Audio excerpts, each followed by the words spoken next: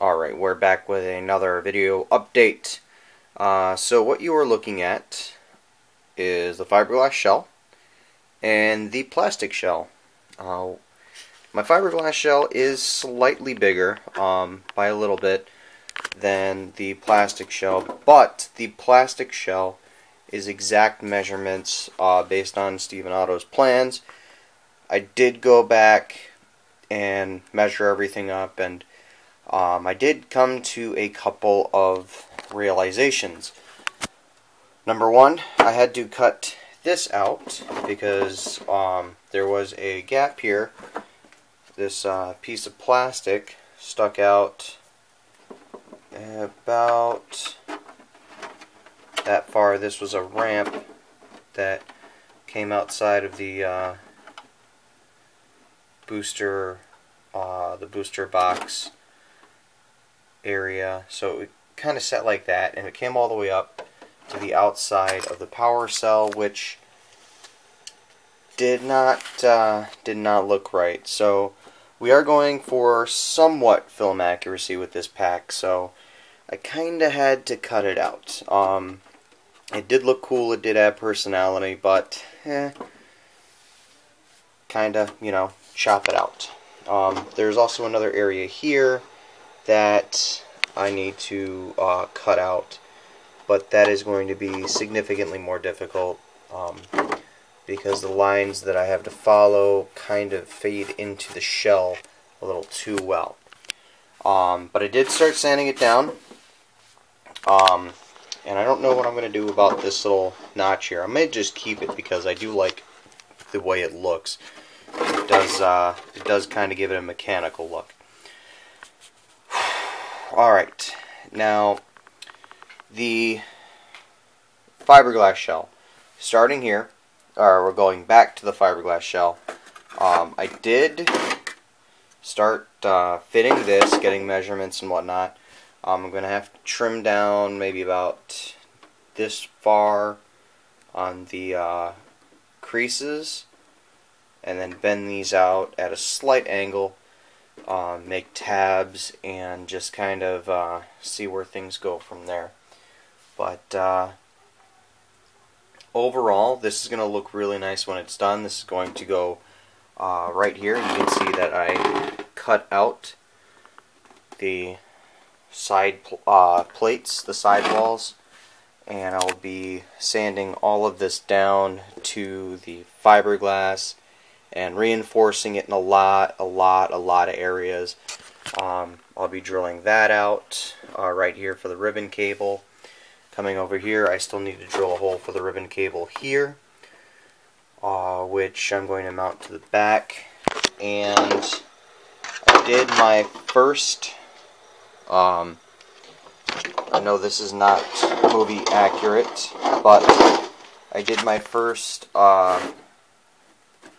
my first mounting point, which this is going to go on the inside, but I don't know if you guys can see in there. I've got two holes for screws, and they're going to go on either side. The plan is to have the screw on the outside of the plastic and have the brace underneath it facing the other way around. So basically just think of everything what you're seeing now and reversing it, except, the screws on the outside. Also, I got my crank installed. Now, to give this more of a personal touch, I suppose, I mounted it a little unorthodox, I guess you could call it. This is a resin cast gear knob, crank knob. But what I have done is, yes, it turns. That's, kind of awesome, I think. What I did was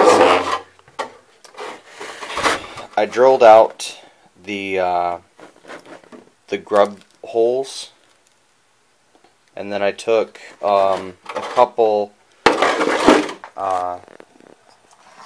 of the size 6 screws, machine screws, and just kind of drilled holes using a bit, using this bit actually, which when you compare the two,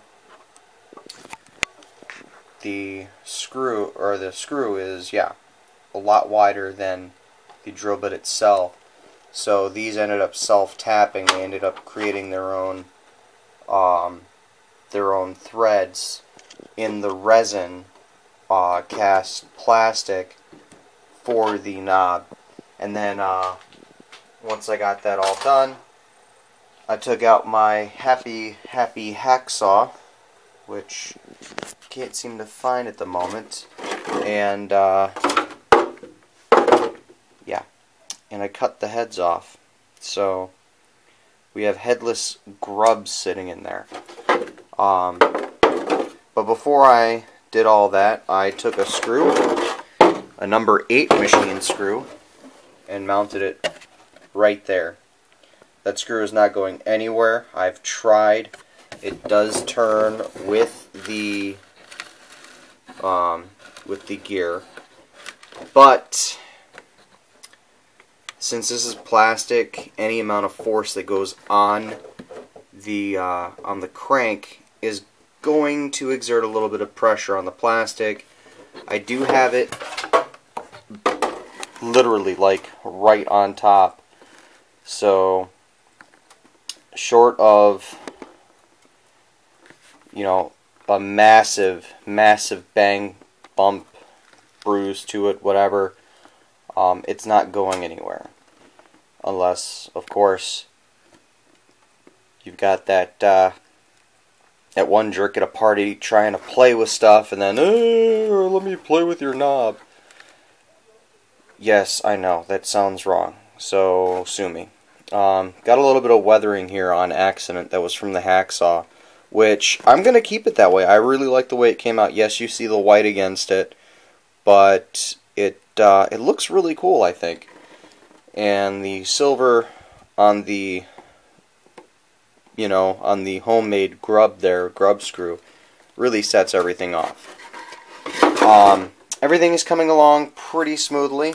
I need to make the holes for the mounting pegs, or mounting screws rather, for the hose that goes right here, you know, from the crank box. This is basically just going to go in and then, you know, sit about maybe an inch, maybe an inch and a half behind the vacuum hose after I get installed.